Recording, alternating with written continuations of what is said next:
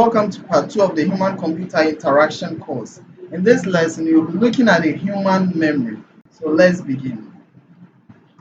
When we talk of human memory, one may ask, what is it? Actually, memory is the second part of our model of human as an information processing system. So basically, in humans, the memory serves as the information processing system for us. We have the first model to be the input-output channel. So when we talk of the input-output channel, let's take this scenario. If a person wants to interact with the outside world, it occurs through information being received and then being sent. One do receive information using the various senses such as the eye or the ear and then act on it using his hands or legs. So taking for example, when interacting with a computer, the user receives information that is output by the computer and responds by providing input to the computer. So anytime we give a command to the computer actually provides an output, and then the output that comes out, we humans also take it in as input, and then vice versa. You get it? So basically, when we talk of the input-output channel, these are the channels with which humans do communicate with various computing devices. Now let's move back to look at the memory. So in general, one can define memory as the ability to encode, store, and remember information of past experience in the brain. So we've made mention of some three keywords over here. We have encode, we have store, and then we have memory. Basically, these are the memory processes.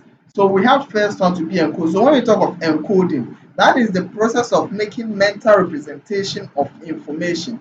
You trying to feed your mind with some kind of information. That is what is termed as encoding. And then the second one is storage or storing. When we talk of storing, this is the process of placing encoded information into relatively permanent storage for later recall. So after the information has been heard or has been encoded, we have to store them in either the short-term memory or in the long-term memory. So that process is what is termed as storing. And then the third one is remembering. That is the process of retrieving information. The process of retrieving information from either the short-term memory or the long-term memory. That is what is termed as remembering. Now let's proceed.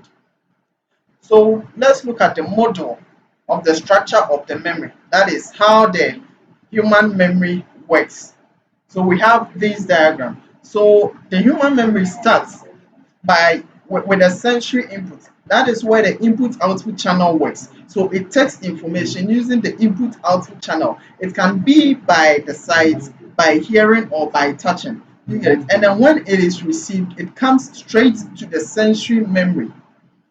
You get it? So when it comes into the sensory memory, if it is unattended to, the information we hear gets unattended to, then the information gets lost. So taking for instance, you are moving about and then you hear a sound, like something like a hit or a crash. If you don't attend to that kind of information, you will never record that kind of information. You get it? So after the sensory memory receives those signals, it is being transferred to the short-term memory. That is, if attention is given to the particular sound that was actually heard. And then within the short-term memory, we can rehearse the kind of information that has been heard so that it gets maintained in there. So if it comes in there and then we keep it for we do not rehearse or we do not try to repeat it, it automatically gets out of the mind. But if it is being repeated constantly, it gets encoded and then stored inside the long-term memory. So when it gets into the long-term memory, it is being retrieved back to the short-term memory whenever the user wants to use it. And then when it gets there, with time, if it is not being rehearsed, it can just leave the long-term memory. So basically, there is the model of the human memory. Now let's look at the first memory part, that is the sensory memory. So the sensory memory acts as a buffer for stimuli received from the senses. So basically, when the various senses receive the stimuli, it is being collected by the sensory memory. So that is where the senses of the human brings information to the human. So it is the shortest term element of memory. So the moment a sound is captured, or the moment something is heard or information is gathered, it goes straight into the sensory memory. And then if attention is not given to it, it gets off the memory forever. So a sensory memory exists for each sensory channel. So now let's look at the sensory channels. So we have the first one to be the iconic memory, which is for visual stimuli. So whenever we see something and it is going through the memory, it is this iconic memory that transfers the seen information into the memory. And then we have the second one to be the echoic memory. That is for oral stimuli. So with the echoic memory, it works or it handles sound. Whenever a sound is heard, it is the oral stimuli that transfers the sound into the short-term memory. And then we have the haptic memory. So the haptic memory is for touch stimuli. So whenever we feel something, it is the haptic memory or the haptic, yeah, it is the haptic memory that controls the kind of memory we get through touch. All right. So these memory constantly are constantly overwritten by new information on the channel. Do you get it? So the reason why we are saying they are constantly renewed is if the information comes or if the sound passes by and then we don't give much attention to it and then different sound also comes, the attention is automatically transferred to that kind of attention. Taking for example, you hear a child crying, you are moving by the road and then you heard a child crying. The moment you heard the child crying and then someone or a friend of yours also mentions your name, the moment you turn your attention to your friend who mentioned your name, the sound you initially heard is being overwritten or comes to take over the sound that was initially heard. All right. So let's look at the long-term memory. So the long-term memory actually store much larger quantity of information for potentially unlimited duration. So when information gets to the long-term memory, it stays there for a very long time. And then with time, if much attention is not given to that kind of information, it can gradually decay.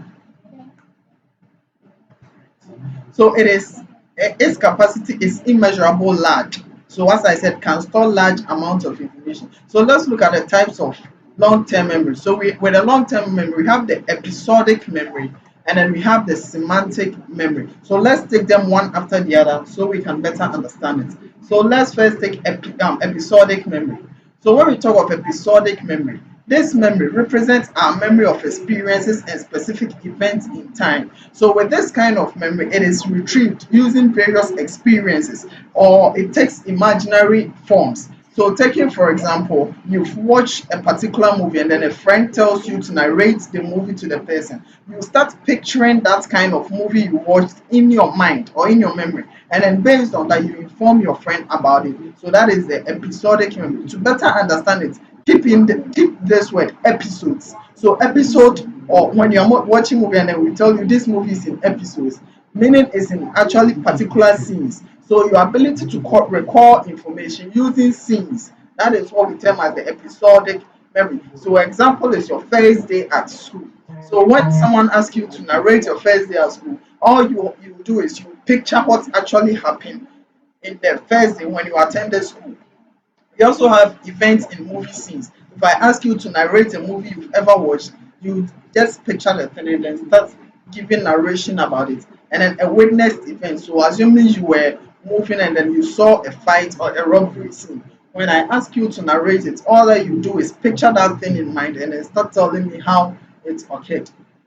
Now let's look at the next one, which is the semantic memory.